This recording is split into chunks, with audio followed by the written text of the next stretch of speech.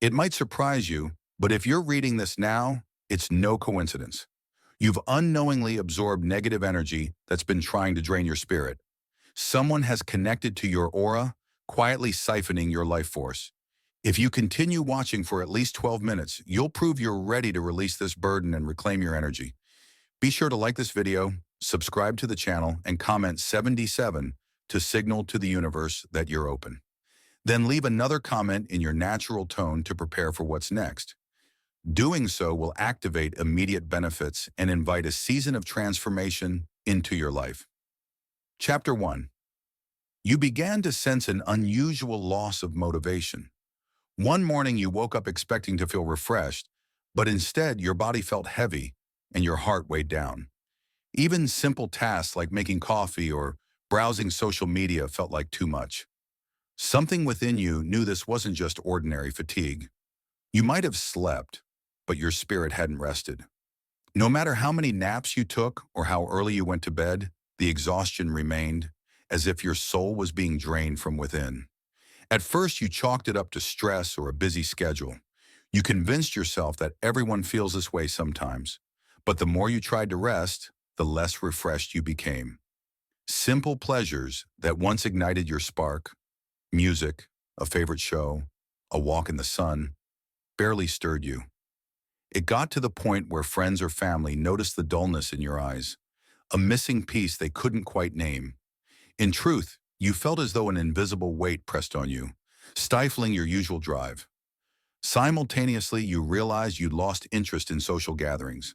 Invitations once exciting now sparked dread, as though stepping out the door required more energy than you possessed.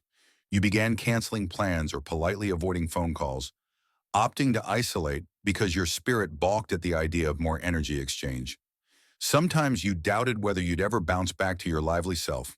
A part of you wondered if you were slipping into a depression, but a deeper part sensed something more sinister at play, like another's energy had hijacked your emotional well-being. Over time, intrusive doubts and insecurities invaded your thoughts. You questioned your worth and abilities in ways you never had before. Maybe you'd always had some measure of self-doubt, but this brand of negativity felt different, like it belonged to someone else. You recognized it didn't match your usual voice. It lacked context, showing up from nowhere and hammering your self-esteem relentlessly. That mismatch fueled your suspicion that an external force was draining you. By the point you couldn't deny it any longer, you found yourself seeking answers, exploring if a spiritual explanation existed for your mysterious fatigue. You stumbled across stories of chosen ones, paths, and awakened souls who sometimes inadvertently absorb energies around them, energies that don't belong to them but infiltrate through weakened boundaries. The clarity struck you. You might be living that exact scenario now. You stand at a crossroads, no longer naive to the possibility that you've taken on an alien energy meant to weigh down your spirit. Admitting that truth made you both anxious and hopeful. Anxious about how it happened, hopeful you could purge it once and for all. Chapter 2. Your spirit yearned to heal and retreat. You sensed your spirit pleading for quiet time and solitude, moments to unplug from the daily grind and truly sink into your own core. At first, you fought the impulse. After all, the world preaches hustle, constant engagement, endless productivity. But your mind refused the pressure. You found yourself daydreaming about lying on the couch, watching a calm horizon, or simply basking in silence. If forced to attend social events, you lasted half the usual time before feeling drained, your body screaming to withdraw. It soon dawned on you that your spirit needed more than casual rest. It needed an energetic reset. Typically, you might just watch a movie or scroll online to relax, but that no longer soothed the deep inner turmoil.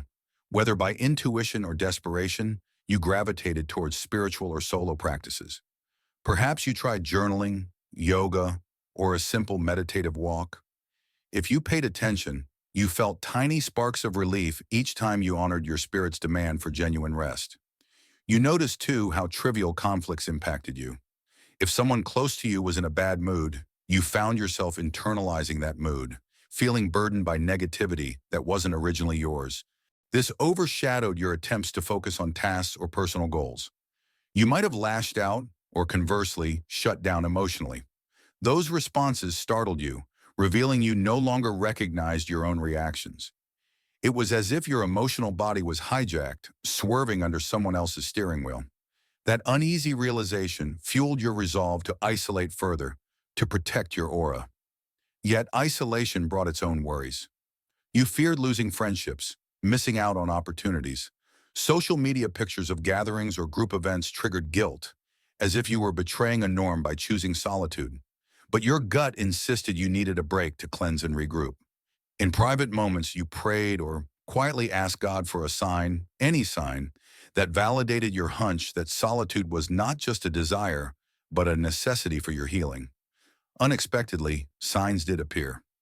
Random YouTube videos about energy vampires or an old friend texting you about burnout cures right when you felt on the brink of collapse.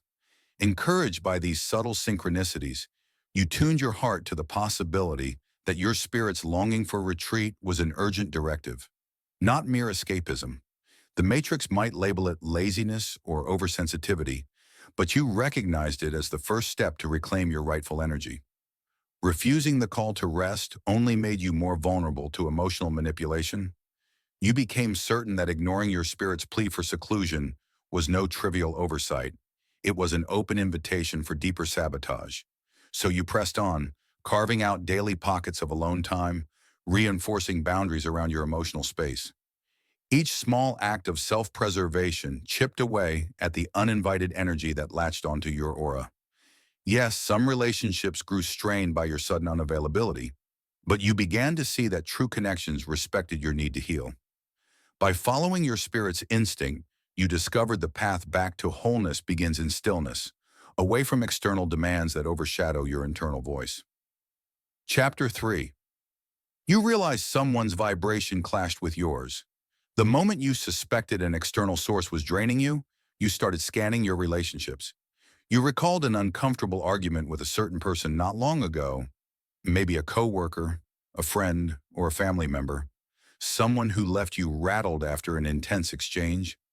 At the time, you brushed it off as a minor tiff, but in the aftermath, you noticed your mood plummeted. Your self-esteem took a mysterious nosedive, and your focus evaporated, almost as if that argument was a portal through which their unsettling energies seeped into your space. You also noticed that their presence lingered in your mind. Thoughts of them, or the altercation, popped up uninvited, like mental echoes refusing to fade no matter how you tried to pivot to something else. Their face or words intruded. You wondered why you couldn't shake off a fleeting dispute. The puzzle clicked when you learned about energy siphoning. Certain individuals attach emotional hooks through conflicts or heated interactions, draining your vitality. Each time your mind replays the incident, the real kicker, this person's aura felt perpetually negative, like they thrived on conflict or bathed in gossip. They might have asked for your help countless times, draining your generosity while offering little reciprocity, or they were the type who overshadowed your successes, belittling your accomplishments. Even in day-to-day conversation, they projected insecurities onto you, leaving you feeling oddly guilty or small. At first, you took it personally, convinced you were the problem. But then, the pattern emerged across multiple encounters, and you noticed how everyone around them seemed equally drained. Realizing the clash in vibration alarmed you. You questioned why you ever allowed them close, but empathy likely played a role. Your compassion, open-hearted, and they exploited that, sly or otherwise. Maybe you hoped you could help them see the light or find healing, only to be left burned by their refusal to shift. Some part of you believed in redemption, forgetting that a person can't heal by draining another spirit. They must choose their own path of redemption. That epiphany freed you from guilt for not trying hard enough. As soon as you grasped that this person's negativity wasn't a reflection of your worth, but a testament to their own unhealed trauma, a strange calm settled. He recognized it wasn't your job to fix them. You also realized that continuing to engage only fed their ability to sap your emotional resources. This clarity emboldened you to set firmer boundaries, to distance yourself physically or digitally, whatever it took to sever the cords they latched onto. Armed with that insight, you decided you would no longer let their memory overshadow your day or night. Each time the thought of them cropped up, You practiced redirecting your focus or reciting a cleansing declaration. Some might call it drastic, but you sensed it was the only way to dislodge their imprint from your psyche. By naming the clash of vibrations, you effectively canceled any unspoken permission they once had to linger in your energy field. From that point, reclaiming your spirit became less an abstract desire and more a decisive operation, ensuring their draining presence would fail to anchor in your life again. Chapter 4. You identified subtle signs of auric infiltration. After pinpointing who might be siphoning your energy, you grew vigilant for subtle indicators that your auric field was under siege. It wasn't always dramatic, like nightmares or random headaches. Sometimes it showed up in small ways. Random fatigue right after a brief chat with that person, or a sudden wave of self-doubt that flared when you scrolled through their social media posts. You realized these micro-signals weren't your natural emotions, but planted seeds designed to weaken your guard. You also noticed persistent intrusive thoughts at odd hours, like while cooking or reading. These thoughts always revolved around that draining individual, stirring frustration or guilt. Even your sleep felt disturbed, as though invisible hands tugged on your energy while you tried to rest. At times, you'd awaken with a knot in your stomach, your mind oddly fixated on past arguments or random details about them. This recognized pattern confirmed the infiltration wasn't random, but orchestrated to keep you spiritually off balance. Another sign was a strange apathy toward beloved activities. If you once loved painting or jogging, you found them unappealing, as though joy had been siphoned from your creativity. You understood that in normal funks, you might lose interest temporarily, but this felt deeper, like a piece of your soul had been hijacked. Although your rational mind struggled to explain it, your intuition screamed that an external force latched onto your spirit, choking your passion. Simultaneously, your appetite might have fluctuated without reason. Some days you could barely eat. Others you craved weird combinations or junk food. You recognized that negative energies often disrupt bodily rhythms, not just emotional states. It's as if your physical vessel mirrored the spiritual chaos. Over time, you realized adopting mindful eating or short cleansing fasts helped ground you.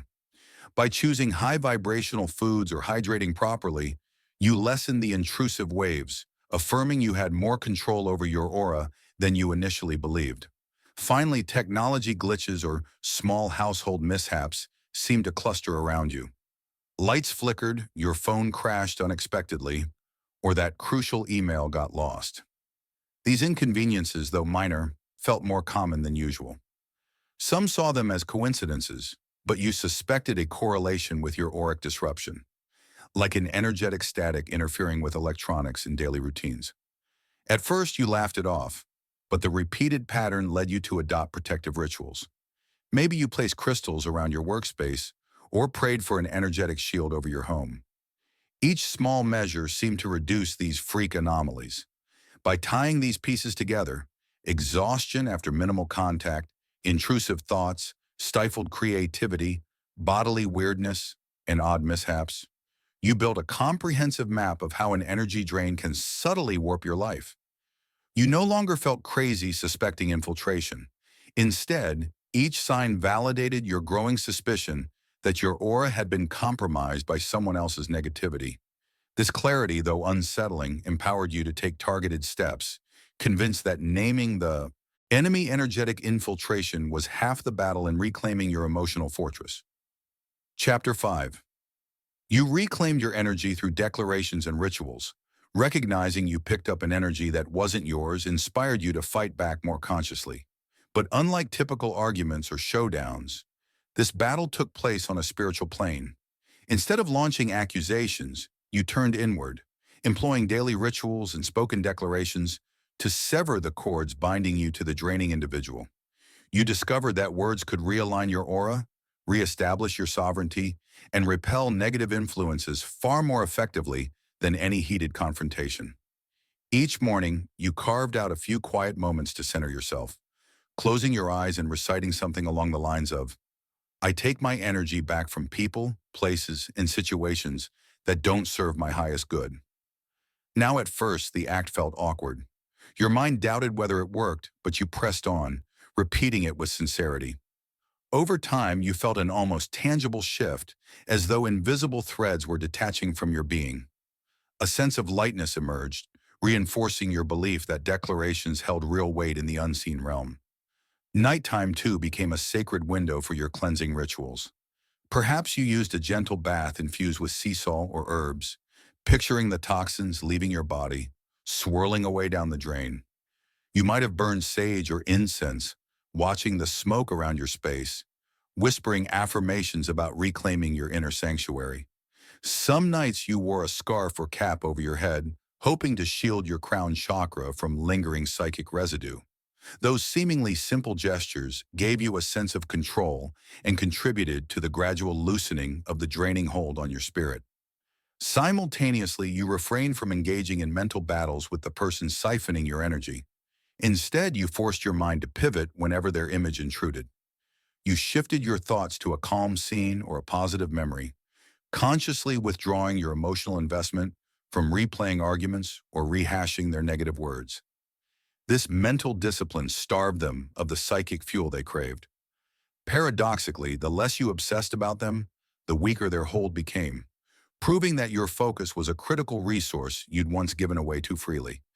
Reclaiming your energy also meant you no longer apologized for enforcing boundaries. If they texted you at odd hours or tried guilting you into a conversation, you let messages sit, refusing to respond until you felt stable. You recognized that boundaries were not punishments, but vital lines that protected your rejuvenated state. Occasionally, the person's demands escalated, but you stayed firm, trusting that any pushback confirmed you were correct to guide yourself. Each small act of defiance in the realm of personal boundaries accelerated your liberation. All these efforts coalesced into a powerful synergy. You noticed your aura feeling thicker, your spirit calmer. That heaviness you'd carried for weeks or months lightened, replaced by glimpses of your old vibrancy. Bit by bit, you felt a surging sense of possibility, as though your soul had been unshackled. Reassured by these results, you doubled down on daily declarations and rituals, fully convinced that you were on the verge of a breakthrough that would not only repel the draining energy, but also catapult you into a season of creativity and unstoppable forward motion. Chapter 6. You shifted from depletion to empowerment. As you persisted in your protective rituals and reaffirmed your declarations, new vitality infused your everyday life. Tasks once burdensome, like work projects or routine chores, felt lighter, even enjoyable. You realized your former exhaustion wasn't laziness. It stemmed from someone else's negativity saturating your field. Now, freed from that burden, you reconnected with an inner drive that recalled a more hopeful version of yourself. Your social dynamics changed too. Conversations no longer left you drained. You installed a mental filter, swiftly noticing when negativity lurked or when someone's intention seemed off. Rather than politely absorbing it, you adeptly redirected the exchange or excused yourself. This fresh agility with personal boundaries amazed you, proving you'd outgrown any belief in your own helplessness. Where the Matrix once insisted constant compromise was the cost of belonging, he discovered that authentic connections, those not seeking to siphon your energy, honored your firmness without debate. Another curious shift appeared, a surge of synchronicities. Perhaps he spotted recurring numbers again, or stumbled into timely opportunities. With your war unclouded, the universe could deliver blessings more freely, no longer impeded by confusion or self-doubt. Like-minded people gravitated toward your renewed clarity, bringing encouragement rather than negativity. You also noticed small but significant strokes of luck, from receiving an unforeseen gift to discovering a well-timed job opening or creative project. Your mental chatter improved too. The intrusive thoughts linked to that draining individual grew rare, more like faint echoes. You no longer replayed old conflicts. If a memory emerged, it felt neutral, an artifact of a past lesson. This emotional distance confirmed you'd broken away from that entanglement, as if a cord had snapped, leaving you in a space of self-trust and renewed curiosity about the future. Curiosity indeed blossomed. You revisited shelved ambitions, rekindled ignored hobbies, or even ventured into new fields, once unimaginable under the weight of negativity. Whenever you moved forward, you sense no lurking sabotage from the person who once drained you. Their capacity to upend your spirit had dissolved, replaced by your unwavering awareness. Challenges didn't vanish, but your approach changed. Each obstacle or negative influence was met calmly, fortified by daily reminders that when you protect your energy, no external force can drain your soul. Thus, you arrived at the intersection of empowerment and possibility. Liberated from parasitic energies, your inherent vigor and distinct brilliance shone. The universe seemed to drop hints, subtle signs that fresh chapters in your calling, relationships, or creativity beckoned. Where you once saw doom, you now anticipated miracles. This transition from depletion to empowerment signaled not just a win over one individual's negativity, but a lasting realignment of your spiritual stance, ensuring you remain unshakable against any future attempts to drain your spirit. Chapter 7. You step into a new era of purpose and protection. With your renewed energy and fortified boundaries, you find yourself on the brink of a fresh chapter. The draining influence that once hijacked your aura has vanished, replaced by a calm clarity that propels you into life's opportunities. Career moves, creative pursuits, social endeavors, free from the invisible shackles of old. This isn't mere relief. It's confirmation that you've evolved into the person you were always meant to be. Looking back, you see this ordeal as a spiritual rite of passage, divinely permitted to sharpen your discernment and self-defense. It's as though your angels observed how you'd respond to a direct attack on your spirit. By refusing to yield, you signaled your seriousness and readiness for deeper spiritual lessons. Each time you pray or speak affirmations, you feel the approval of your ancestors, confirming that you've gained a deeper level of spiritual authority. As you step into this new chapter, your purpose expands. Others, weighed down by unexplained exhaustion, will come to you for guidance.